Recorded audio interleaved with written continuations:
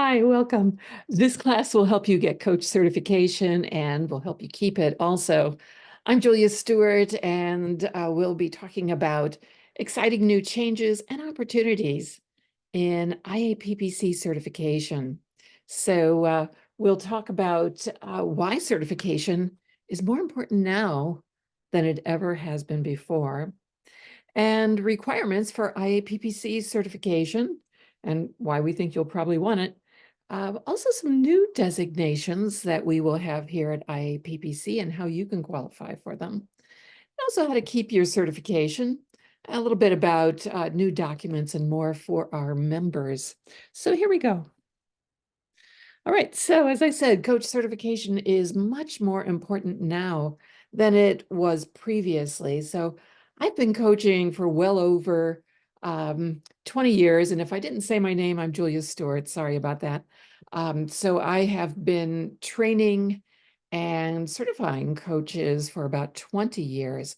And during all of that time, there was always a conversation about whether coaching would be regulated, what certifications did you need, how much training, all of that stuff.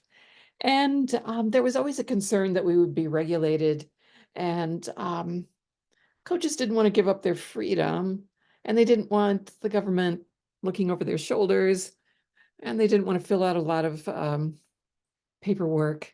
But the good news back then was that governments really weren't that interested in regulating coaching, but now they're starting to talk about it. And the interesting thing is the concern, for me at least, and for many coaches, has always been that there are some people who call themselves coaches who really aren't coaching. And some of those people are probably more scam artists than anything else. So if you ever coach with somebody around finance and they want you to give them all your money so they can invest it for you, you're probably not talking to a real coach. So don't ever do that. Don't give your money or all your money to a coach. They should have a fee and that's all you pay them. Um, because someone like that may be getting around the regulations for um, the financial industry, which is very heavily regulated for obvious reasons. And so sometimes people will just call themselves a coach and then do something that's normally regulated to get around that as if that's legal and okay. And so that would probably be a scam. I've heard of people losing all their money because they gave all their money to a coach. And that person was not a coach in most coaches' opinions. But unfortunately, that's what they called themselves, and that's what the client thought they were paying for. Um, so ironically, though, it's unethical behavior among psychotherapists who sometimes call themselves coaches to get around licensing requirements that are bringing up this idea of regulating coaching. And I have even read articles that say that it's psychotherapists who will decide what the parameters are for coaching, which most coaches are very much against. I took a little poll at IAPPC, and I only recall one person saying that they thought regulation might be a good thing for coaching. At this point, I have no opinion, really, but most coaches seem to be against it. But psychotherapy is regulated in most countries. It's very much regulated in the United States, where I am. And one of the rules around licensing for psychotherapists is that they can get a license in one state, but that doesn't mean that they can practice therapy in other states. So if they move to another state, they will need to get licensed in that state. And there are therapists who have licenses in multiple states, but to my knowledge, none of them have licenses in all the states of the United States. And now that there are psychotherapy influencers who have hundreds of thousands of followers in some cases, they're getting a lot of pressure to work with the people who are following them on various social sites. And there is a shortage of therapists, or has been recently. So sometimes those therapists will call themselves coaches in order to get around that licensing requirement. And specifically, there are some former therapists who've lost their licenses. They violated the rules in some way and lost their legal license to practice therapy. And so they turned to coaching and just call themselves coaches. What they probably don't know, and this is probably the least of their concerns, is that even in the coaching profession, we have ethical guidelines that would prevent that. So a client has a right to know what they're paying for, and they have a right to decide, do I want therapy or do I want coaching? And some clients have no idea what the difference is, and they learn about it from the person they're working with. So it's pretty easy to slip one in for the other. That's a problem. But if a psychotherapist is calling themselves a coach, they need to be doing coaching. And it's not the same as therapy. In my opinion, they need to be trained as a coach and they should be certified as a coach if they're going to call themselves coaches. But because they may be violating their licensing rules, for that reason, coaching may be regulated as a profession. Um, some say that coaching is not a real profession because it isn't based on empirical research. Actually, there is quite a lot of research on coaching now. If we're talking about positive psychology coaching, which we are at IAPPC, then there are thousands of research studies that point the direction of how we should be coaching our clients. But there are still many coaching schools that are not based on any research whatsoever. And the older certifications that are available out there, like IAC and ICF, are not based on research. Um, that doesn't mean they're terrible or that you shouldn't get them, but it means they may not um, be presenting the best material for coaching. So IAPPC, or our certification, is science informed, and science informed means that we still use our intuition. There's still a creative process. It's still very much something that occurs in the moment between the coach and the client. It really doesn't constrain us, but it points the direction of what's likely to work best.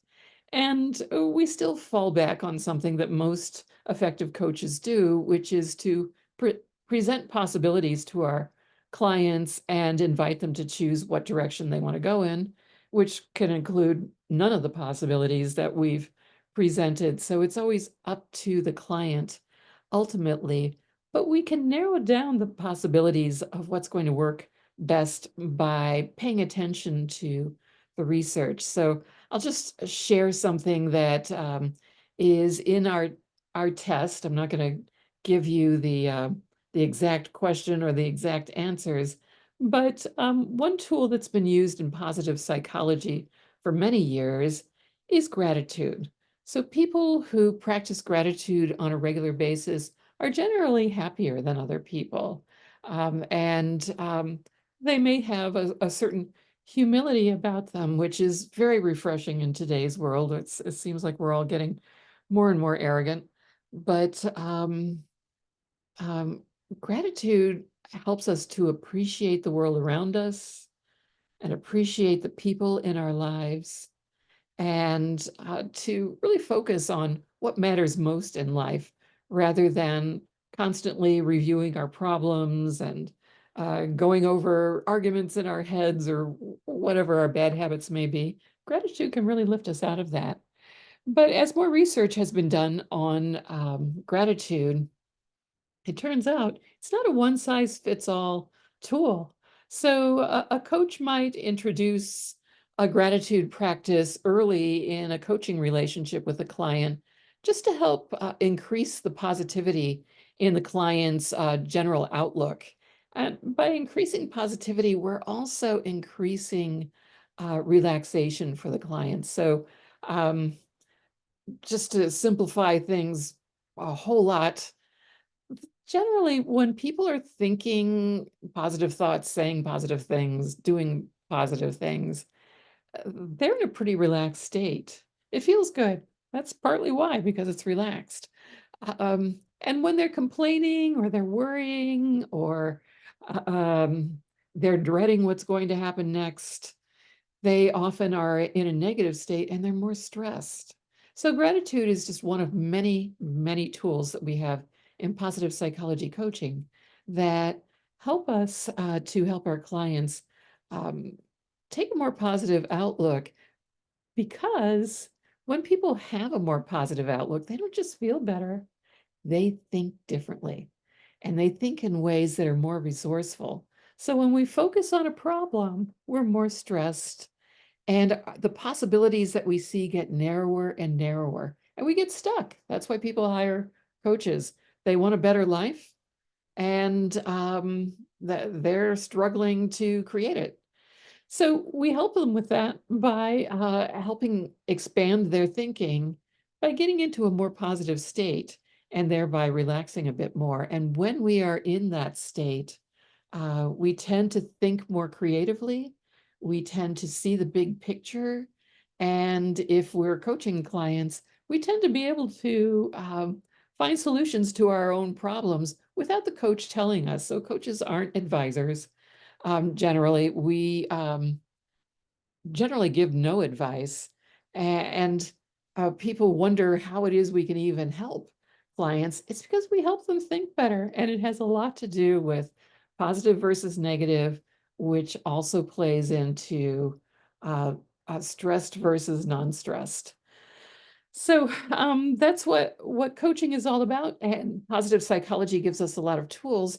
But as far as gratitude goes, there are a few groups of people for whom gratitude may not be the most helpful tool to use, and it's helpful for us to know. And that's why training in positive psychology coaching, or if you get coach training someplace that's not evidence-based, also get some training in positive psychology. Some coaches find it hard to blend the two. We do have some courses at IAPPC that can help you with that. But so getting back to the people for whom gratitude may not work as well, three groups come to mind for me. One is men are less likely to benefit from it than women. And one of the theories behind that is that men may be just a little bit more transactional in, say, doing favors for one another. Not always. So this is the average overall versus individuals that we're talking about. And so if someone is a bit more transactional, um, they are less likely to get a benefit out of gratitude, because if you are transactional in doing favors, and I'll describe what that means, it means that you do a favor for me and you want something in return. And so hopefully I will give you a favor that is more or less equal in value to you, and we'll both feel very good about it. The problem with that is that sometimes people who are transactional will do favors that people don't want. And a lot of people are not transactional.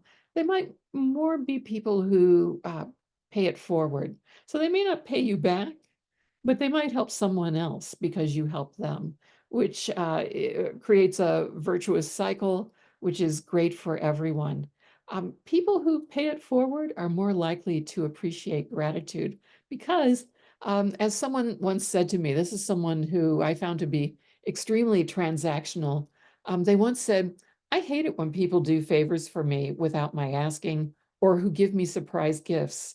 And the reason why is because I always feel like I owe them something now. And I don't like feeling like I owe people anything. And so I have to find something to do for them or buy them a gift, and it annoys me. And none of what that person said involved any gratitude whatsoever. So that's a person who teaching gratitude practices to, it probably will be lost on them. So Men are a little more transactional than women, but I've known women who are very transactional. Um, so it's the transactional part that really matters. And then there's another group for whom it may not be very useful. And it really depends on the situation and the type of thing that you might be grateful to. Um, so people who come out of very traditional societies will do things for certain people's, let's say their children, that involve a lot of sacrifice. And if the children come back and express gratitude for what they did, that may offend the parents who might respond with something like, what do you mean you're grateful? Did you think we wouldn't do this? Of course we did it. That's what we're supposed to do. Why would you even say that? So they're a little offended because they've done their duty and they don't expect a lot of gratitude. It's just what you do. So those are three possible groups for whom you wouldn't want to uh, work on gratitude with. Um, so you might bring up a different tool with those groups. And um, Ideally, we mention two or three different tools and ask our clients, yeah, do any of these appeal to you? Do you want to try one? Would you like to know more about it? But in any case, if you take our written test and you find a question about gratitude, it might be a question on what I just described just now. So if you know the answer to that, that can help you pass. If coaching does become regulated, it's believed that certified coaches will have an advantage. So very often when there's regulation in a profession, people who already are educated and have some type of credential are sometimes grandfathered in, or it's a little bit easier for them to get whatever license they are looking for. And because no profession is really considered a profession unless there's a body of research supporting what the practitioners are doing, a science-informed approach will have an advantage for coaches. So we think the certification that we're presenting will give you an advantage. All right, so here are the current requirements for the IAPPC Certified Positive Psychology Coach credential. This is what I consider an intermediate credential. So it's not entry level. It's also not what some call a master level certification. Um, and that's important because it seems to be at that intermediate level credential that coaches start becoming really successful. At the entry level certifications, the coach has considerable skills. They're coaching better than a lot of people who call themselves coaches, so they should be recognized for that. But if they stay at that level, if they don't keep getting training and improving their skills, they may not be as successful as they could be. So when I first became a coach, most coaches were working for themselves. There weren't a lot of internal um, coaching positions. And by that, I mean people who work for large organizations who are called coaches. And in some cases, all they do is coaching. And in other cases, they might be a manager who has some coaching skills, et cetera. It's really common for people to have some coaching skills that they can point to on their resume. Um, and and for someone who just does a little coaching on the side, that entry level is good enough, at least in the beginning. But if you're a professional coach, you want to be coaching at a higher level, and particularly if you are a coach who works for yourself, so you're an independent contractor, or you have your own practice. If you want to be really successful, you need to be uh, co-creating results for your clients that leave your clients to tell their friends, like, wow, I can't believe how well I'm doing with my coach. I'm reaching my goals. I have a vision for my life. I'm moving towards it. I've never been this happy before. And then their friends start saying, well, who's your coach? Would you give me their number, or what's their website? And that's how clients come to you instead of you spending most of your time marketing and trying to attract people to your coaching practice. And those people also will pay you quite a bit more. So again, 20 years ago, um, coaches were generally getting $200 or $300 an hour for coaching. And if you go on sites like Indeed or any of the sites where people submit their resumes when they're hunting for a job, if you look up what coaching jobs pay, it's around $20 an hour or even minimum wage. It's really shocking how little people think they have to pay coaches for what they do. Um, and what happened in between, and I'm not saying I know that this is what caused it, I'm just saying this is my opinion that it is related, is that coaching organizations started offering entry-level certifications. So there was a time when there was nothing but intermediate or higher certifications available. And then entry-level certifications became popular, and a lot more people were able to qualify for those entry-level certifications. Some of them never went on to get the intermediate or advanced level certifications. And so the level of coaching went down. That's how it looked to me. And the pay has also gone down. So there are a lot of coaching jobs now, but you can't make a living at it. People who still work for themselves still charge hundreds of dollars per hour. And they generally have intermediate to advanced level certifications. So what I'm saying to anyone who has an entry level certification, so I'll just use the ICF as an example. People are really familiar with the ICF because it advertises more than any of the other professional organizations.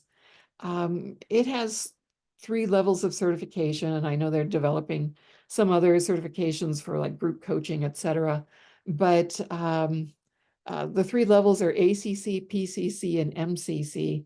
And there are thousands upon thousands of ACCs and a much smaller number of PCCs and a way smaller number for MCCs. So what I'm saying to you, and you just heard my cat meow at me. What I'm saying to you is that there's nothing wrong with having an entry-level certification. You should feel proud of it. It means you're coaching better than most people who call themselves coaches. What I'm saying is don't stop there. Keep going. Go for the intermediate level. As far as research goes, it's the intermediate level that will give you the most bang for your buck. So you can go on and get a master level certification, or we call it an advanced level. And that can help your business. And if you're applying for a coaching job, it might help you get a little bit more money. But the biggest jump is at the intermediate level. So that's why we started the CPPC at the intermediate level. We have been offering this certification for a couple of years now. We collected a lot of information to see what works and what doesn't work in certification. We didn't want to just copy what other people are doing. And what we have found from the applications that we've received is that you need at least a year of training in professional coaching and positive psychology to pass the intermediate level. And it doesn't seem to matter whether that training is accredited or approved or licensed by an organization. So just as entry-level certifications are very popular and therefore make a lot of money for coaching associations,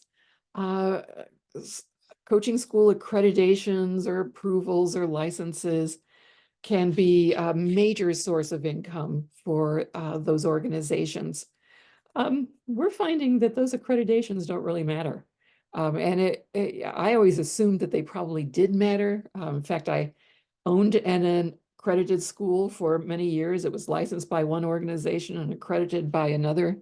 And I thought that showed that we really cared about offering an effective approach to coach training.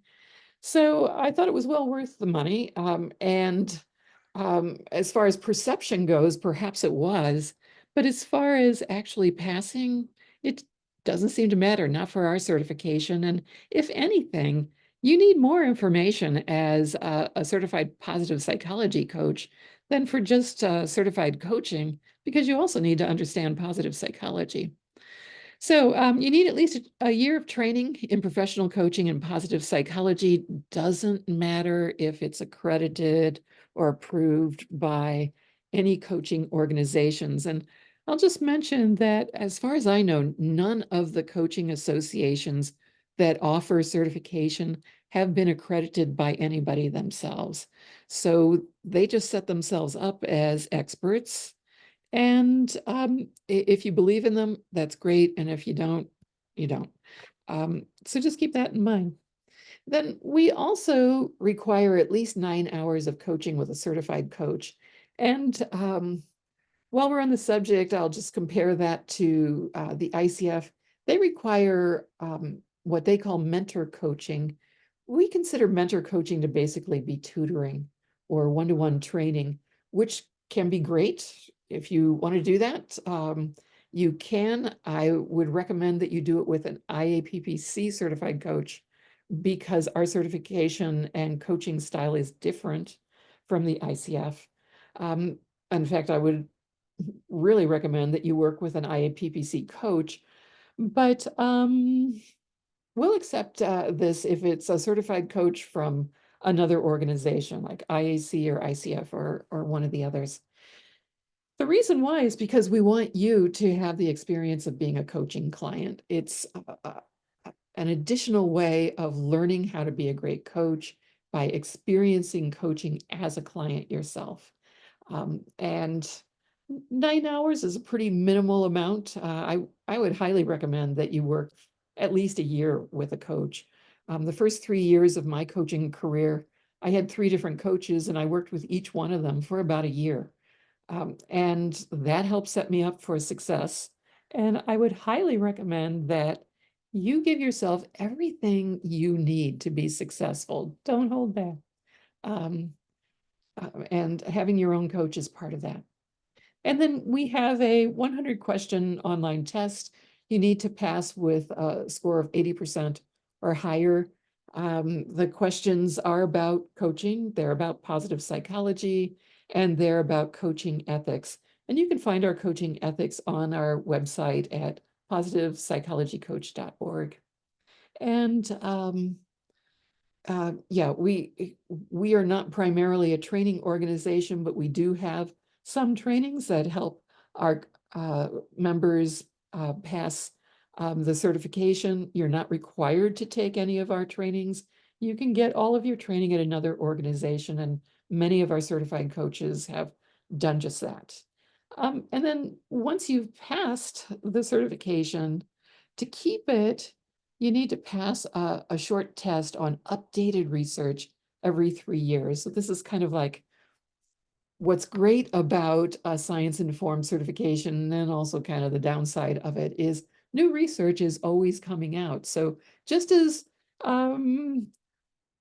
10 or 20 years ago, we thought that gratitude was a great tool to use for almost anybody. It turns out not so much. It's a great tool to use with a lot of people, but not all of them. And knowing who it might not work so well for helps us to kind of shuffle through the other tools that we know about positive psychology and offer a few others. Would you like to do this? Or would you like to do this? Are you curious about this? And find out what the client wants to try first, and go from there. So this short test will be about 40 questions, 40 or 50, and you'll need to take it every 3 years. There is a cost for it, but we will waive the cost for anybody who's taken one of our courses for pay. So we'll give you a break if you are a member and you have taken one of our courses. So then updating your certification won't cost you anything. So we're going to continue to have one certification process rather than beginner, intermediate, and advanced. Um, but we're making some distinctions at this point. So you only have to prepare for one process, but keep in mind what you might be able to achieve. So, as it says up there, other coaching organizations may have 3 levels of certification. I mentioned the ICF. The IAC has 3 levels. The first level they call an IAC practitioner. That name always bothered me because I think they should at least call you a coach, but they have their own way of doing that. It's quite a bit different from the other 2 levels. Um, the ICF has 3 different processes for applying. So you have to decide which level you're going for before you apply. And if I remember correctly, their master certified coach level, you had to get their PCC before you could even apply for the master level. So they have quite a few other hoops to jump through, such as you have to attend a school that is accredited by them, and you need to do mentor coaching with a coach who's been certified by them and also went to a school that was accredited by them. So it's kind of a wonderful perpetual motion money-making machine for them. But it really cuts back on some of your options to do it that way. We want to keep it more open. And so here's how it will work for us going forward. If you apply for the CPPC, the intermediate level, and you pass the written test at 80% or higher, but your coaching sessions, remember you need to submit 2 30-minute sessions. If they fall short of the 80% that's required, but at least one of them scores at 70% or higher, will designate you as an IAPPC positive psychology coach for up to 6 months while you prepare to submit a new session or 2 sessions. So what that means is if you fall short, but you're still coaching at a pretty good level, we're going to recognize you for that. So this designation doesn't say you're certified, but you are an IAPPC positive psychology coach. And the thing that's great about a certification or any designation from a professional association of coaches is it's kind of like a stamp of approval. So we're giving you our stamp for 6 months. And the reason it's only 6 months is because that's enough time to prep more sessions, but also because we want to put a little pressure on you to keep going. Keep going until you get to that intermediate level that will help you with your career and will help your clients have extraordinary results. So, so all is not lost if you don't pass, so long as you're scoring at least a 70% level. And if one of your sessions scores at an 80% level, you only have to resubmit one session for that. And there is a cost, of course, to that, but you don't have to pay for the entire certification. You don't have to start all over. And then if both of your submitted sessions score 90% or higher, we'll add a designation to your certificate that you are an advanced certified positive psychology coach. And that 90% or higher level is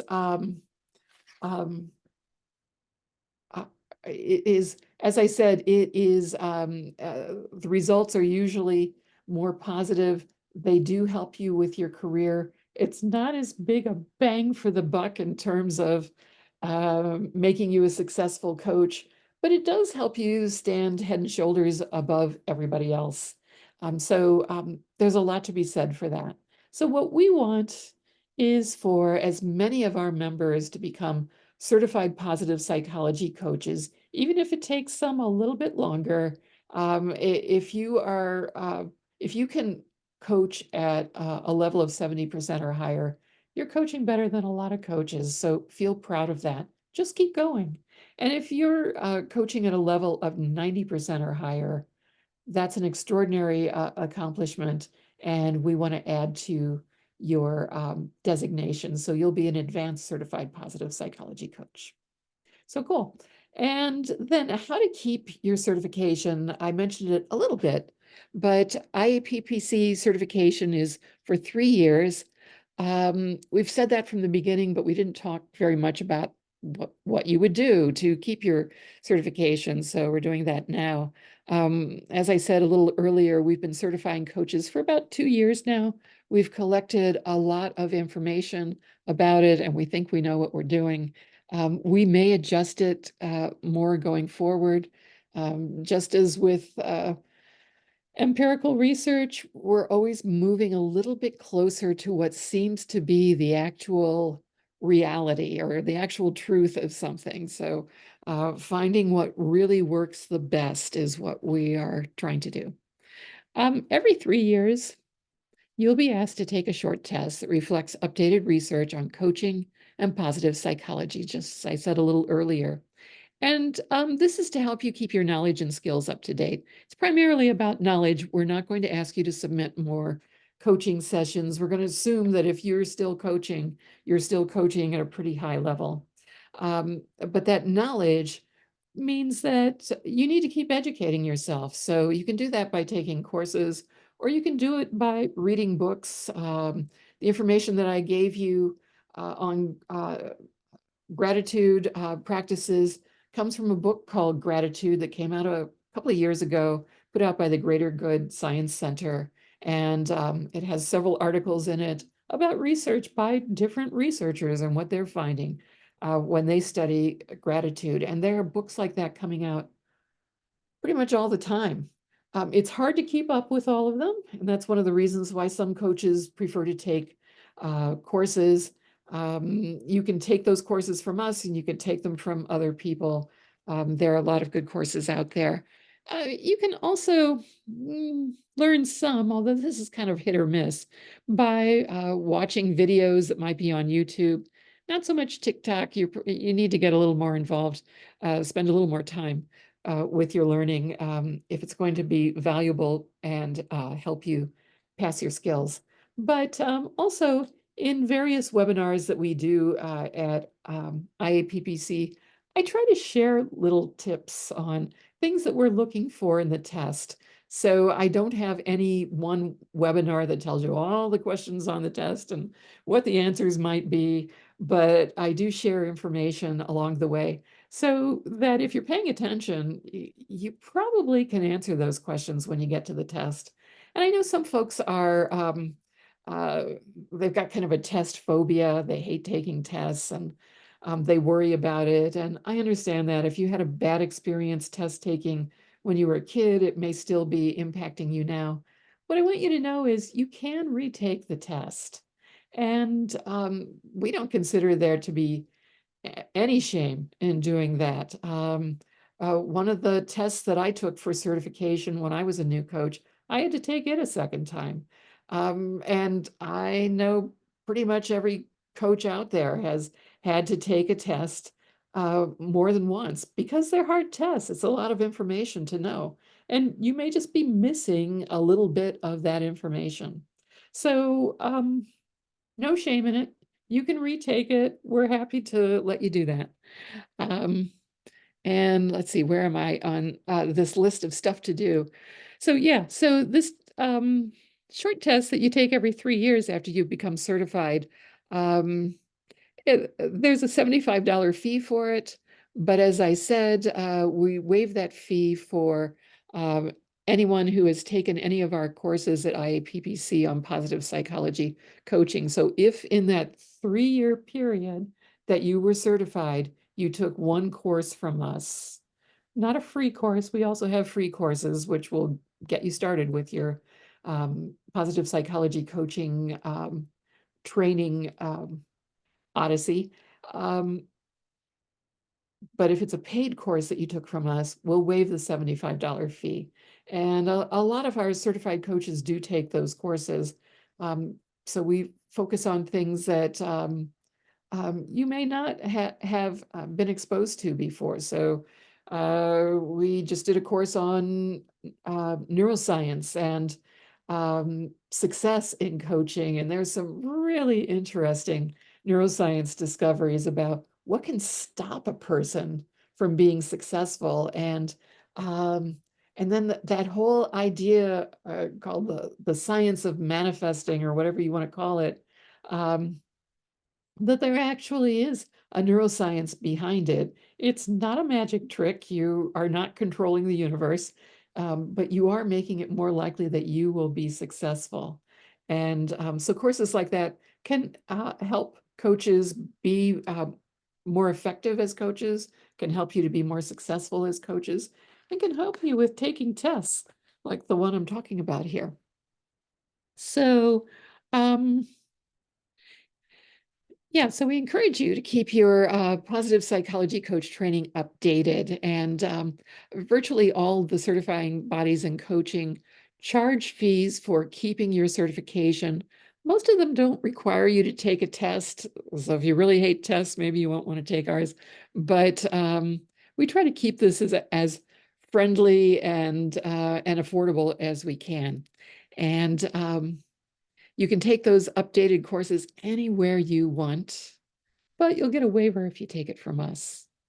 Okay, so that's most of the information that I had for you. We also have some new documents for our members, and we'll make some of those documents available for people who, for whatever reason, don't want to be members but are interested in our certification.